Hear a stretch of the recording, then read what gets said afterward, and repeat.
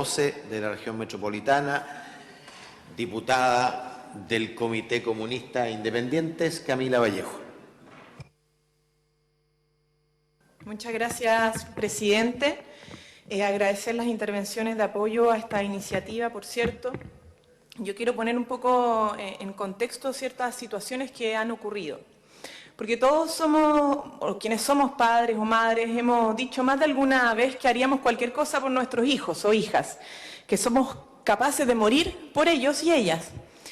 Me gustaría que por un momento pensaran en su hijo y en esa idea. Esto fue lo que pensaba una mujer boliviana que visitaba Chile en 2007. La mujer fue secuestrada y encerrada durante 3 meses bajo amenaza de que la matarían a ella y a sus hijos. Durante ese tiempo fue violada y sometida a golpes con cadenas, fierros, palos, pies y puños. Aunque todas estas lesiones fueron constatadas por un perito, el tribunal en su fallo absolvió al imputado porque no dio por aprobada la falta de consentimiento necesario para configurar el tipo penal. El fallo establece textual que, de acuerdo a las lesiones efectivamente constatadas, de acuerdo a la declaración del perito, no se condicen con el nivel de agresión que señala la víctima en su declaración. A su vez señala que la entidad de las lesiones no son tales como para suponer que constituían un medio idóneo para quebrantar su voluntad y retenerla por casi 3 meses. Peor todavía, la psiquiatra perito señala que, al tener la víctima educación, las amenazas de matar a sus hijos no eran suficientes para que no se resistiera a la agresión. Se señala que la mujer, abro comillas, contaba con una educación secundaria completa, lo que le permite suponer que con ese nivel de educación se requiere algo más que simples amenazas para doblegar su voluntad. Cierro comillas. Además de ser víctima de uno de los peores crímenes que existen, esta mujer debió soportar todo el aparataje de un sistema que la juzga y la pone a prueba, que decide por ella cuándo hay una violación y cuándo no.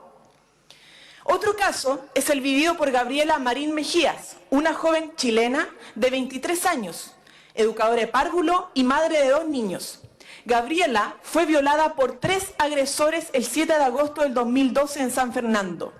Fue brutalmente agredida, golpeada y violada, incluso haciendo uso de piedras. Pese a que Gabriela reconoció a 2 de los atacantes, estos fueron absueltos. La única que fue expuesta y revictimizada en este caso fue Gabriela, quien ante la ausencia de justicia decidió terminar con su vida. La joven madre dejó algunas breves cartas rogando porque alguna vez se pueda hacer justicia para su caso y para otras mujeres. Quiero que tengan en mente el caso de Gabriela cuando escuchen burlas y acusaciones sobre este proyecto de ley. Cuando alguien diga que estamos pidiendo una firma en notaría para tener sexo, cuando digan que ahora las mujeres se van a poner a inventar violaciones por venganza, quiero que puedan entender lo que debe sufrir una mujer como víctima en un proceso penal de este tipo, que la cuestione en su vida sexual, en su privacidad, en su intimidad, sin ni siquiera mencionar el rol que juegan los medios de comunicación, que incluso la humilla y la expone públicamente. Yo al menos no conozco mujeres que quieran y estén dispuestas a pasar por algo así por venganza. Y me parece que ante legislaciones como estas, que buscan entregar justicia principalmente a las mujeres, poner el acento en estas críticas o ridiculizaciones es carecer absolutamente de empatía o consideración con las mujeres como seres humanos.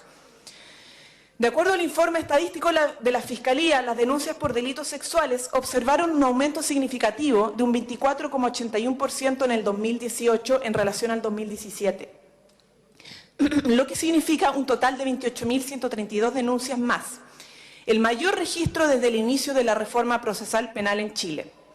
Es preocupante el aumento del delito de abuso sexual en un 25,35%, y el de violación, que incrementó sus denuncias en un 22,9%.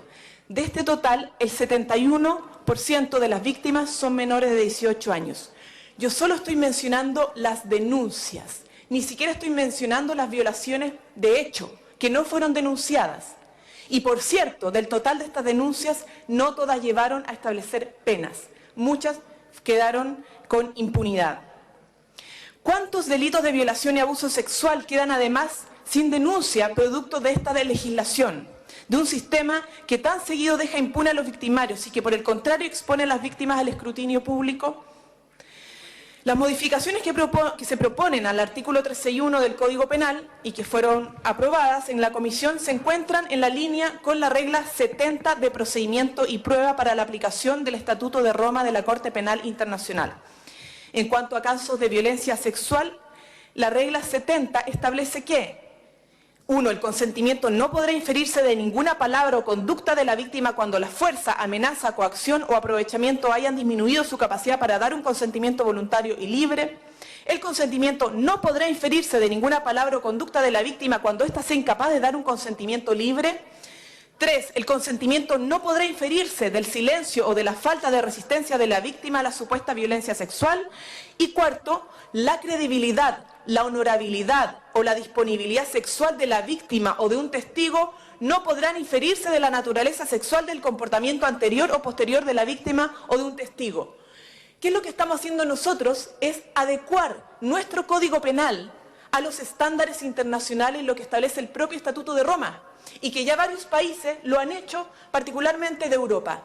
Si nosotros avanzamos en adecuar, modernizar, actualizar nuestra norma en materia penal, que es el Código Penal, respecto al delito de violación a los estándares internacionales, seríamos el primer país de Latinoamérica que logra avanzar en esa dirección, adelantándonos a muchas discusiones que todavía lamentablemente no se dan en los congresos de Latinoamérica. Esto es necesario y urgente.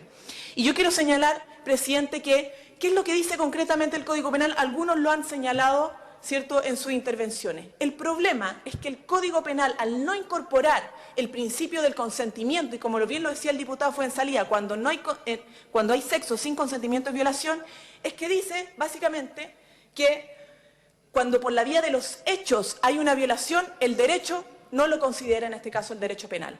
Es decir, cuando muchas mujeres, o hombres, pero principalmente mujeres son los casos, y de ellas principalmente menores de edad, sufren por la vía de los hechos una violación, no tienen posibilidad alguna en nuestro derecho penal de acceder ni siquiera a la justicia, ni siquiera de iniciar un procedimiento judicial porque se desestima.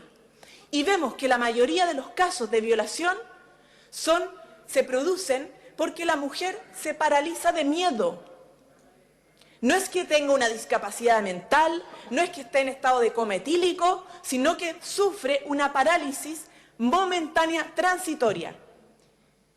Y porque eso no está en las circunstancias comisivas del delito, entonces se desestima. Ni siquiera estoy mencionando las dificultades que tienen que sufrir en el procedimiento judicial, es que se desestima de entrada. Y eso genera, obviamente, un manto de impunidad tremendo. Y la impunidad, ¿qué es lo que lleva a que el delito se siga produciendo? Porque cuando esa mujer no encuentra justicia, no encuentra sanción penal contra su victimario, ese victimario queda libre, posibilitado de seguir cometiendo el delito. Y entonces, ¿qué tenemos en consecuencia? Que los delitos sexuales y particularmente los delitos de violación van en aumento en nuestro país. Por eso no solamente este proyecto de ley busca adecuarnos a los estándares internacionales, sino que también es una medida para prevenir otros casos y para dar una señal política de que nuestro Código Penal requiere incorporar la mirada de género, porque si no vamos a seguir cometiendo injusticias tremendas contra las mujeres y niñas de nuestro país. Por eso, presidente, nuestra bancada, con las parlamentarias firmantes y con todos los miembros de la Comisión de Seguridad Ciudadana, pedimos expresamente el apoyo unánime de esta propuesta que es de todo sentido común. No puede ser que hayan personas que les cueste tanto entender que cuando aquella persona con la cual quieren tener una relación sexual o aquellas personas con las cuales quieren tener relación sexual no consienten la relación, no entiendan que eso es una violación y que crean que puedan penetrarla o penetrarlo vía bucal, anal, vaginal, mediante acceso carnal o otro objeto y creen que eso es normal. Eso no está bien. Entonces, nuestra propuesta es obviamente establecer posibilidades de justicia, pero también una señal política. Esto tiene que parar, esto tiene que cambiar, tenemos que entender de otra forma las relaciones sexuales. Las relaciones sexuales tienen que ser consentidas, independientemente de su forma, de cuántos participen, tienen que ser consentidas y eso es el centro de esta discusión. Por eso, presidente, esto tiene que generar un cambio también cultural y no solamente penal. He dicho, muchas gracias. Muchas gracias, diputada Vallejo. A continuación intervendrá el representante del Distrito 14 de la región metropolitana, diputado hasta ahora de la Unión Demócrata Independiente, Jaime Veloz.